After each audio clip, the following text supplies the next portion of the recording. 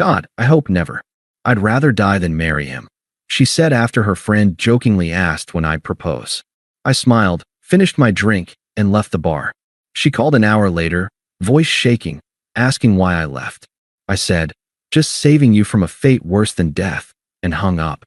Hey viewers, before we move on to the video, please make sure to subscribe to the channel and hit the like button if you want to see more stories like this. Thanks. The bar was all polished concrete and neon accents, the kind of place where the cocktails have names like Smoked Regret and cost more than a decent steak. I hated it, but Qley loved it, and Maya and Jenna lived for it. So here I was, on a Thursday night, playing my part. My part was the boyfriend, the driver, the wallet, the listener. I nursed a beer, the lone sturdy brown bottle in a forest of delicate, colorful glasses. Qley was holding court, telling a story about her disastrous presentation. Her hands flew through the air, her laugh a bright, sharp bell I used to find exhilarating. Now, I mostly noted its volume. And then he had the audacity to ask for my sources. As if the data visualization wasn't intuitive enough, she finished, rolling her eyes. Maya and Jenna nodded in fervent sympathy. Total power play, Maya said, sipping her violet-hued drink. Classic mid-manager insecurity, Jenna affirmed. Qley's hand found my forearm, her grip tight, her nails, painted a color called boss bitch red, digging in just a little. Leo gets it, don't you, babe? You know how it is with these tech bro dinosaurs. They all looked at me. My role required a line. Sounds frustrating, I offered, giving her arm a pat. It was the right line. She beamed, squeezing my arm again before releasing it to grab her drink. A frothy pink thing called a Paloma Promised. She'd ordered it because the name was iconic. I went back to my beer. I'd heard a version of this story already, at home over takeout. I'd listened, I'd validated her feelings. I'd even suggested a diplomatic way to handle the mid-manager dinosaur next time. That advice was not part of the bar performance. Here, the story was about martyrdom, not solutions. This was our life. For 2 years, I'd been the steady ground beneath her whirlwind. When she'd been laid off 8 months ago, I'd covered the rent, cooked the meals, and talked her down from 100 panic spirals. I'd celebrated this new job like it was my own. We'd picked out this very bar to celebrate her first paycheck. Our spot, she'd called it. I looked at her now, glittering under the neon, and felt a familiar fondness, worn soft at the edges by a fatigue I couldn't name. She was beautiful, ambitious, alive. And I was the guy who made sure the alive part didn't burn our life down. The conversation shifted to Jenna's disastrous dating app experiences. Qley leaned into me, whispering loud enough for the table to hear. God, I'm so lucky I don't have to deal with that anymore. Right, baby? She planted a loud, theatrical kiss on my cheek. I smiled, the way you do. Another round arrived. I didn't order another beer. I was driving. I watched them, a trio of beautiful birds preening in the reflective glow of their own lives. My phone buzzed in my pocket. A text from my sister, asking if I wanted to help rebuild the carburetor on her old Civic this weekend. A little bubble of genuine warmth popped in my chest. Yes, I typed back. Absolutely. Oh, who's that? Qley sing-songed, snatching playfully from my phone. I moved it away, a reflex. Just my sis. Weekend plans. Ugh, you and that greasy garage, she said, but she was smiling. It was part of our routine. She'd mock my obsession with my motorcycle project. I'd pretend to be wounded. She'd call me her handyman, with a wink. It was our dance. Maya, emboldened by her third smoked regret, flopped her elbows on the table. Her eyes, glazed with alcohol and affection, drifted between Qley and me. She wore the look of someone about to deliver a profound, drunken truth. You know, she slurred, pointing a finger that wobbled between us. You too. You're, like, solid. It's actually kinda gross. She giggled. Jenna joined in.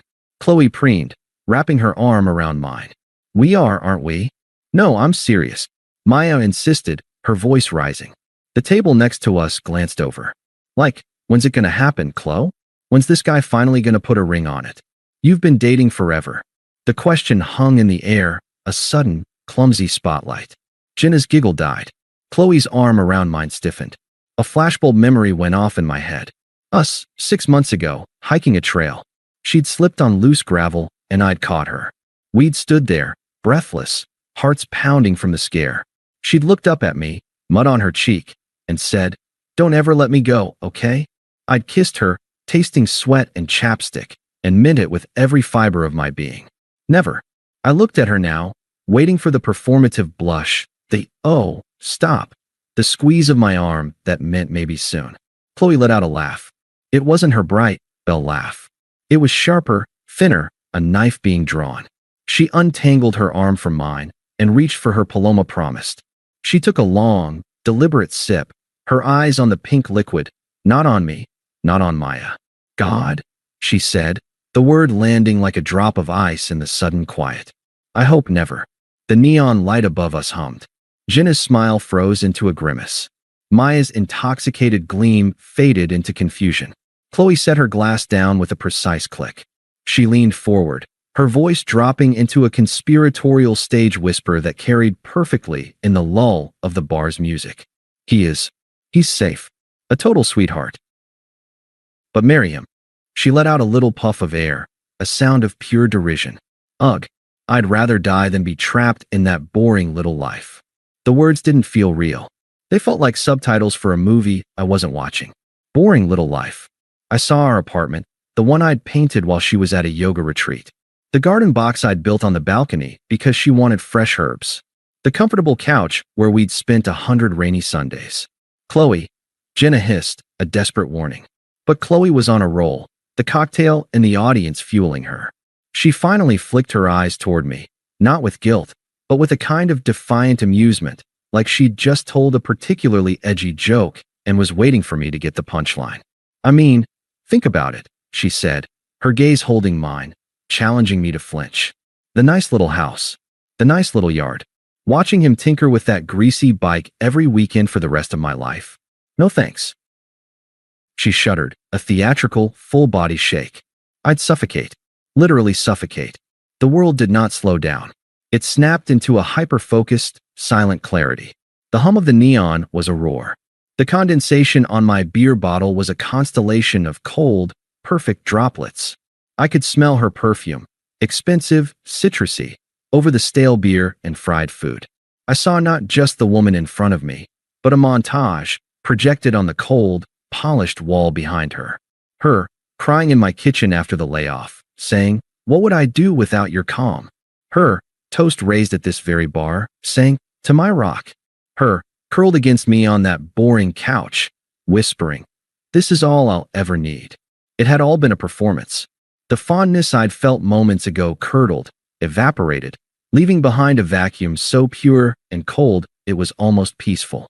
Maya looked like she wanted to vomit. Jenna studied the tabletop as if the grain of the wood held the secrets of the universe. Qley's smirk wavered, just for a second, as she registered the absolute lack of reaction on my face. I wasn't angry. I wasn't hurt. I was an astronomer observing a distant, dying star. A profound, unshakable certainty settled in my bones. This was the truth. The first and last completely honest thing she had ever said to me. I felt my lips move. They stretched into a small, easy smile. It wasn't a bitter smile.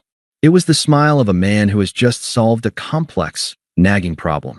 Her eyes widened, confused. Still smiling, I picked up my half-finished beer. I brought the bottle to my lips and drained it in one long, smooth swallow. The bitterness was familiar, comforting in its simplicity.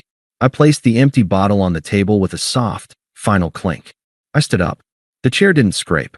I moved with a quiet, fluid grace I didn't know I possessed. "Leo." Her voice was a confused squeak. The defiance was gone, replaced by the first flicker of alarm. "Where are you going?" "Don't be so sensitive, it was a joke." The words bounced off the new, silent space around me. I reached for my wallet, pulled out 2 20s, more than enough for my beer and a generous share of the smoked regrets and Palomas promised, and laid them flat on the table, a green paper period at the end of her sentence. I turned. I didn't look at Maya or Jenna. I didn't look back at her. I walked past the bar, past the laughing groups, past the hostess who gave me a curious glance. The cool night air hit my face as I pushed through the heavy door. It smelled of rain and city. From behind me, faintly, I heard her voice, rising in pitch. tinged with a performative frustration that was already crumbling into something real. Oh my God, is he seriously walking out? Leo, Leo. The sound was swallowed by the city. I didn't run. I walked to my car, a calm, steady rhythm on the pavement. The problem was solved. The equation was complete. All that was left was the logistics of absence. And for the first time in 2 years, my mind was perfectly, peacefully clear. The drive home was conducted in a vacuum of sound. I didn't turn on the radio. The frantic, pulsing energy of the bar was gone, replaced by the steady purr of my car's engine and the rhythmic swipe of the wipers against a fine, misting rain. My hands were steady at 10 and 2. My breathing was even. I felt like a surgeon after a successful, complicated operation, precise, spent, and utterly detached from the emotional mess left on the table. I parked in my usual spot.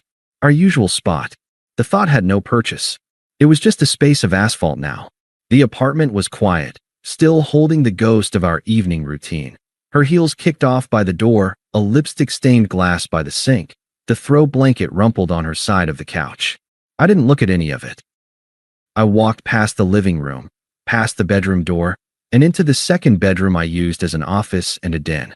This was my space. The one she'd always half-jokingly called my man cave, with a tone that implied it was a childish indulgence. Here, the bookshelves held my engineering textbooks and motorbike manuals, not the aspirational decor magazine she favored. A framed map of a hiking trail we'd never gotten around to doing. My old, comfortable desk chair. I sat down.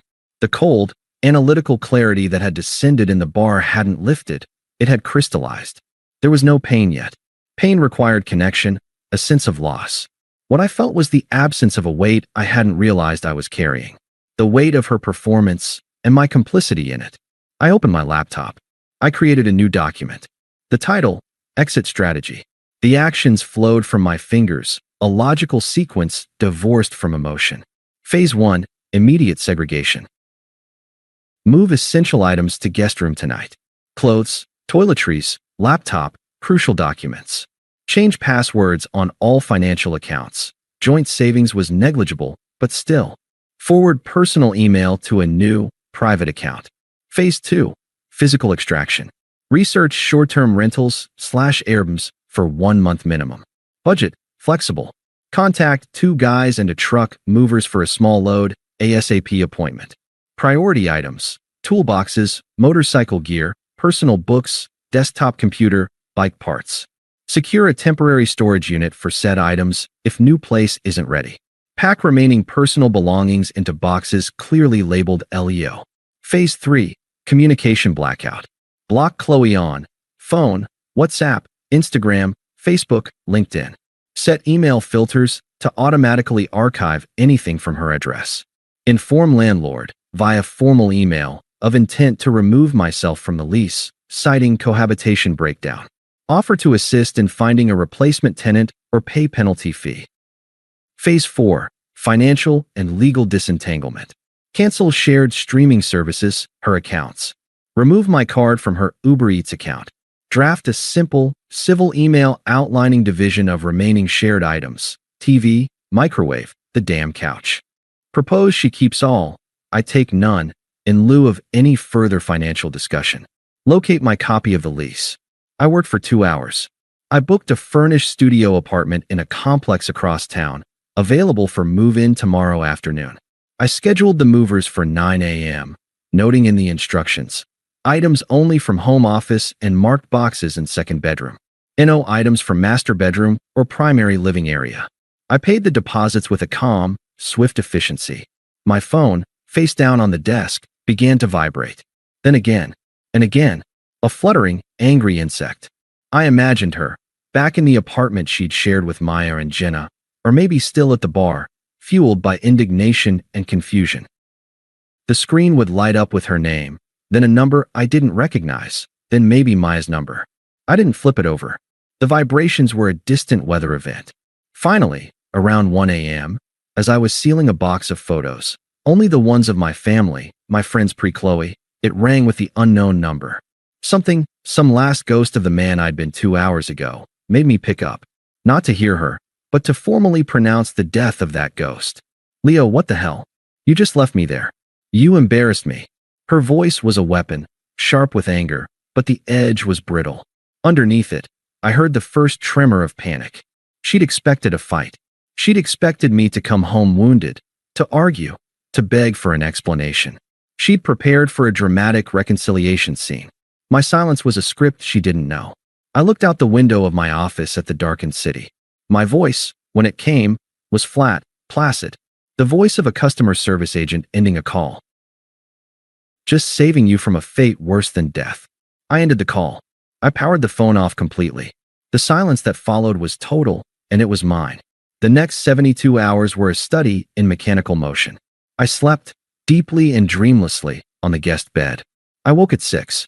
When I heard her key in the lock around 6:30 p.m., late, probably after debriefing with her friends, I was in my office, the door closed. I listened to the hesitant footsteps, the pause outside the door, the knock. Leo, are you in there? We need to talk. Silence. This is ridiculous. You can't just hide. A harder knock. Then, the sound of her retreating footsteps, louder and angrier. The following morning, a Saturday, I left as she slept. I met the movers at the curb.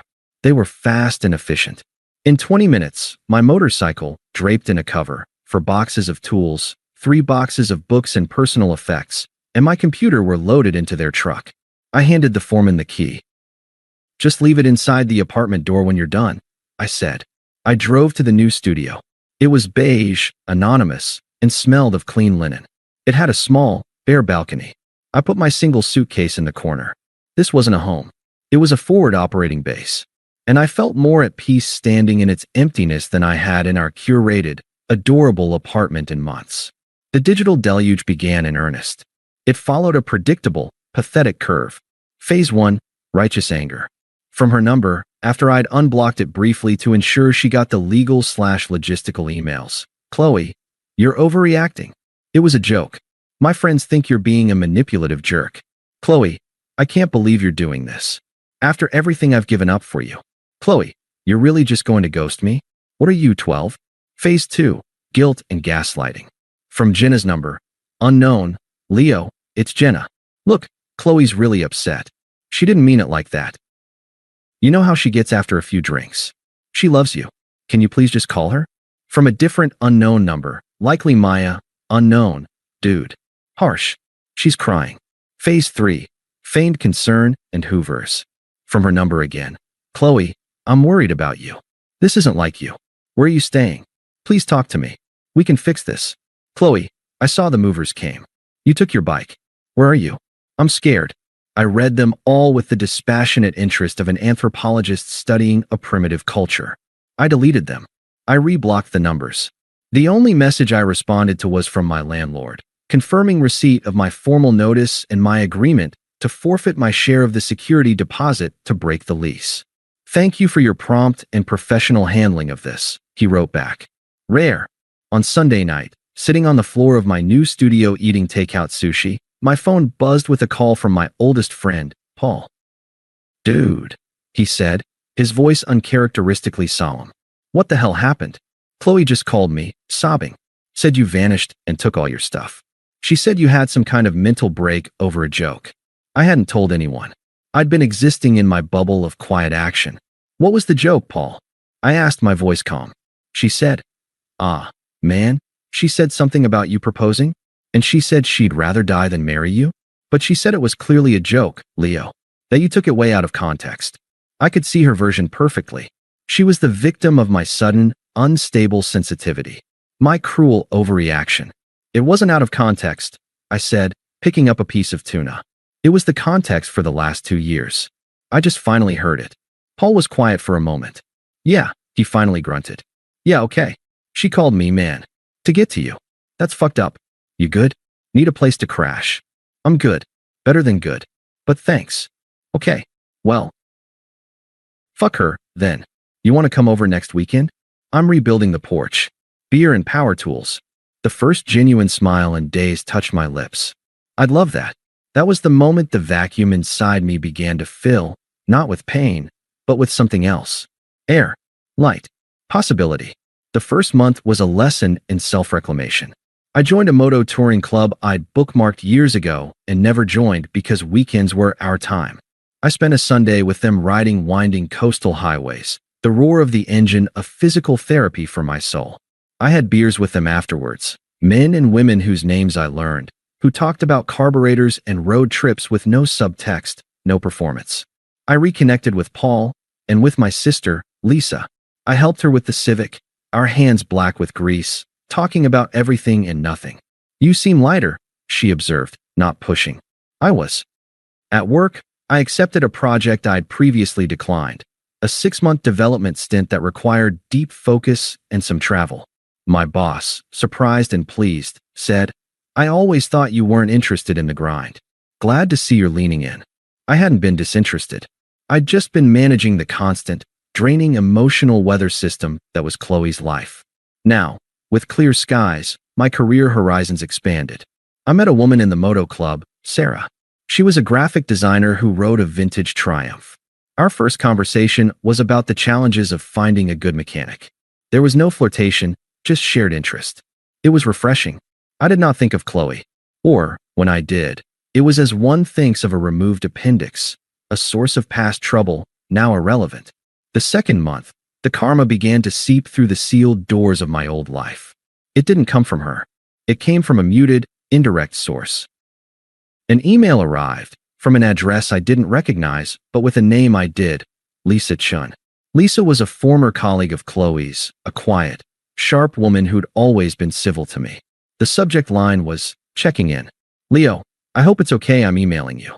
I got your address from the old team directory. I'm not writing this for Qley, and I'm not asking you to do anything. I just wanted to say I'm sorry for what happened.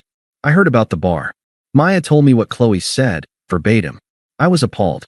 I also feel I should tell you, because you were always decent to me, that things have unraveled for her. After you left, her performance at work nosedived. She was always distracted, blaming others. She was let go last week. From what I gather, the apartment lease is up next month and she can't afford it alone. Maya and Jenna aren't letting her move in, something about drama. She's been trying to date, but that comment she made about you has gotten around in our wider social circle. It hasn't painted her in a good light. I'm telling you this not to elicit sympathy from you, but because I believe in accountability. You were a good partner to her. What she did was cruel, and the consequences are hers to bear. I hope you're well. Lisa, I read it twice. I felt nothing for Qley, no schadenfreude, no pity. The report was like a news bulletin from a country I'd once visited and now barely remembered. The primary emotion was gratitude for Lisa's basic human decency. I wrote back a simple, 3-line reply. Lisa, thank you for your note and your kindness. I'm doing very well. I hope you are too. Best, Leo. Her reply was almost immediate. Good. I'm glad. This seemed to be the trigger. As if Lisa's contact had pierced a spiritual dam, the desperate attempts began again, now laced with a new, raw terror. Attempt 1, the nostalgia play. A text from another new number. It was a photo of us at the beach from a year ago, both sunburnt and laughing. I was building an elaborate sandcastle. She was pretending to crown me with a seaweed necklace. We looked happy. We were happy in that moment. Or I was. She was perhaps just enjoying being photographed looking happy. Unknown, remember this? I was so happy. I've never been that happy since. I miss us. I deleted the photo and the message. The past was a country that no longer issued visas. Attempt 2, the crisis play. 3 days later, my phone rang late in the evening. I was sketching plans for a custom bike modification, a podcast on in the background. I didn't recognize the number, but something in the late hour made me answer. It was her, and she was breaking. The sound was pure, unfiltered distress, the kind I'd soothed so many times before. But this wasn't about a bad day at work or a friend's slight. This was the sound of a foundation collapsing. Leo, please. Her voice was shredded, hiccuping with sobs. Please. I'm going to be evicted. They posted the notice. I lost my job. I have no one. I made a terrible mistake. The biggest mistake. She was gasping for air. You're the best thing that ever happened to me. I was scared and stupid. I was trying to be cool for them, and I was so stupid. I listened. I said nothing. I looked at my sketch, at the clean lines of the design. Leo, are you there? Please say something. I'll do anything. Counseling. Anything. You're my person. You're my home. I set my pencil down. My voice was calm, clear, and as empty as the studio had been on my first night. You should call a financial advisor, I said, or a social services agency. They can help with housing resources. There was a stunned silence on the other end, followed by a wounded, animal-like whimper. What? Leo, I don't need I need you. I am not a resource, I said softly, and ended the call. Attempt 3, the flying monkeys.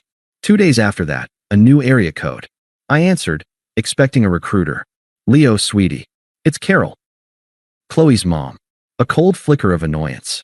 Carol had always treated me like a pleasing accessory, a reliable piece of furniture in her daughter's life. Mrs. Dawson. Oh, Leo. We're so worried. Qley's a mess. She's just a passionate girl, you know how she is. She speaks without thinking. Her tone was syrup wrapped around steel. Don't you think you've punished her enough? She's learned her lesson. She needs you. Be the man we know you are and forgive her. This silly pride isn't worth destroying what you had. I leaned back in my chair. The manipulation was so transparent, the sense of entitlement so vast. It explained so much. Mrs. Dawson, I said, my voice never losing its polite, even keel. I am being the man I am. And that man is no longer in a relationship with your daughter. Have a good day. I didn't wait for her sputtered response. I hung up. The anger I might have once felt was absent. She was just another part of the old ecosystem, irrelevant to my new climate. Attempt 4, the mask falls. It came that night, a final, splenetic text from the number she'd used for the crisis call. The raw need was gone, burned away to reveal the bitter ash beneath. This was the unvarnished truth, the core of her, exposed by desperation. Qley, fine. You're just a coward who couldn't handle a strong woman speaking her truth. You were always boring and small, and I'm better off. You did me a favor by leaving. Have fun with your sad, empty life. I read it, and for the first time since that night in the bar, I felt a true, deep emotion regarding Qley Dawson. It wasn't hurt. It wasn't anger. It was amusement. I didn't reply. I didn't block the number immediately. I saved the message. It was the perfect coda, the receipt I never knew I needed. Proof that the fate worse than death she'd so feared had been, for me, the key to a life that was finally, authentically, my own. I powered down my computer. The studio was quiet. Through the sliding door to my small balcony, I could see the lights of the city, not as a place I was trapped, but as a landscape of possibility. The unraveling was complete, hers. Mine was a weaving, thread by steady thread, into something stronger. The middle had breathed. The silence had spoken. And now, the arc was ready to rise. 6 months to the day after I walked out of that bar, I closed on the house. It was a 1950s ranch-style fixer-upper on a quiet, tree-lined street, with a detached garage that was larger than my old studio apartment. It needed work. The kitchen was a time capsule, the floors squeaked with history, and the garden was a jungle. But the structure was sound. It had space for a workshop. It had a front porch. It was, by any definition, the beginning of a nice little house. The irony wasn't lost on me. It just didn't sting. It was simply data. The life she'd scorned as a prison was now my chosen freedom. I hired a contractor named Ray, a no-nonsense guy in his 60s who appreciated my clear plans and my willingness to swing a hammer. We started with the garage, turning it into a pristine, organized workshop. The sound of saws and the smell of fresh cut wood were my therapy. My career project was a success, earning me a promotion and a significant bonus that went straight into the house fund. The Moto Club was a regular fixture in my life. Sarah and I had gone on a few casual group rides and shared a couple of easy, laughter-filled beers afterwards. There was a quiet, mutual interest, but no rush.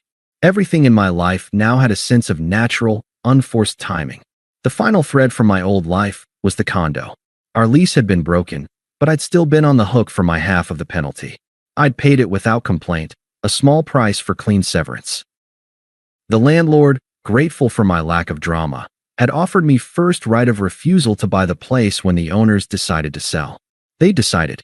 I'd made a fair, cash offer, below asking but simple and fast. They'd accepted. I wasn't sentimental. It was a good investment in a rising market. I would clean it, paint it, and sell it for a profit. It was a business transaction. The day this sold sign went up in the front yard of the old condo, felt like the last period on a very long, poorly written chapter. That same afternoon, as I was loading tools into my truck outside the new house, my phone buzzed. It was a local number. I answered, assuming it was Ray or the tile supplier. Leo? Hi. It's Lisa. Lisa Chun. Her voice was hesitant, apologetic. Hi, Lisa. I'm so sorry to bother you. I thought you should know. Qley knows you bought the condo. Someone from the building told her. She's not taking it well.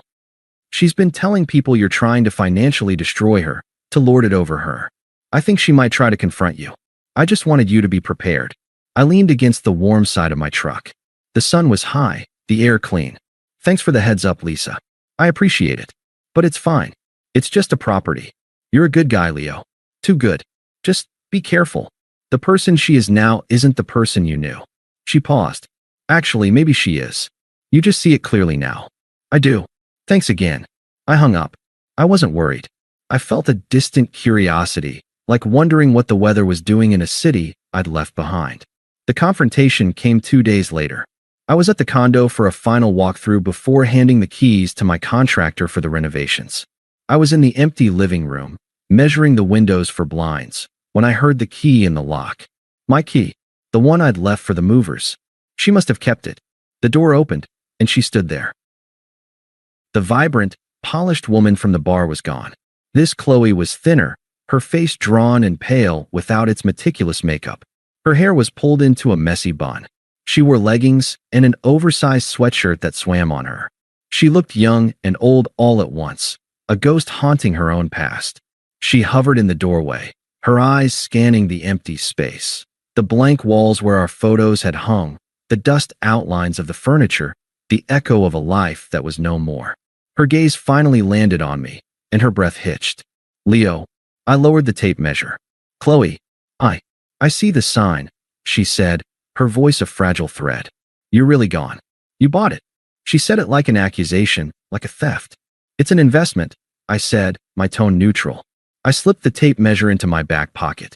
She took a hesitant step inside, then another, as if entering a museum of her own failures. Her eyes were wide, red-rimmed, scanning the emptiness. It's so empty. It's sold.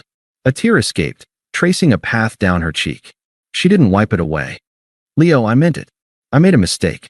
The biggest mistake of my life. The words tumbled out, rehearsed and desperate. That night, I was just trying to look cool in front of them. I was insecure. I didn't mean it. Not really. I didn't move. I didn't offer a tissue. I simply watched her, listening with the detached focus of a scientist. You have to believe me, she pleaded, her voice cracking. I've been punished, okay? I lost my job. Maya and Jenna, they abandoned me. My mom is just disappointed. I'm going to have to move back in with her. I have nothing. Nothing. She wrapped her arms around herself. And it's what I deserve. I know that now. But you were my person. You were my home. She gestured at the empty room. This was our home. And I ruined it. The performance was different now. No defiance, no smirk. This was raw, abject need. It was more compelling, and somehow more hollow. I waited a beat, letting her words hang in the dusty air. Then, I spoke, my voice calm and clear. Yes, you did. She flinched as if struck. And you were right, I continued. Her brow furrowed in confusion. What? No, I wasn't. I was wrong. You were right. I repeated, cutting her off gently. You said you'd rather die than be trapped in that life with me. I took a small step forward, not threatening, but claiming the space. It was the truest thing you've ever said to me.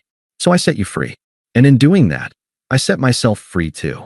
She stared at me, her mouth slightly agape, the script crumbling. This wasn't the reaction she'd prepared for. Anger, forgiveness, coldness. This was agreement.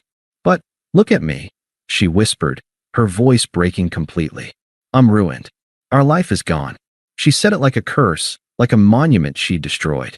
I glanced around the empty condo, then back at her. My gesture was not one of nostalgia, but of finality. I pointed toward the front window, through which the bright red sold sign was clearly visible. That life is over. It was sold. It was a transaction. And my new one. I gave her the same small, serene smile I'd given her in the bar 6 months ago. The smile that had heralded the end of her world. Now, it simply marked its irrelevance. It has no room for you. Not even as a memory I bother with. The color drained from her face. This was the final, devastating truth. It wasn't that he hated her. It wasn't that he was punishing her. He had simply moved on. Completely. She was less than a ghost. She was erased. I hope you find what you're looking for, Qley. Truly. I said, and the words held no malice, no sarcasm. They were a formal, empty courtesy. But do not contact me again. This is the last time we will speak. I walked past her, toward the door. She didn't move. She stood frozen in the center of the empty room, a statue of regret in a museum no one visited. I pulled the door open. The afternoon sunlight streamed in, outlining me in its glow. Leo, she choked out. One last, whispered plea. I didn't turn. I stepped out onto the front walk, pulling the door closed behind me with a soft, definitive click. The sound of the lock engaging was the sound of a book closing. I walked to my truck, a newer model with a cap on the back for hauling materials.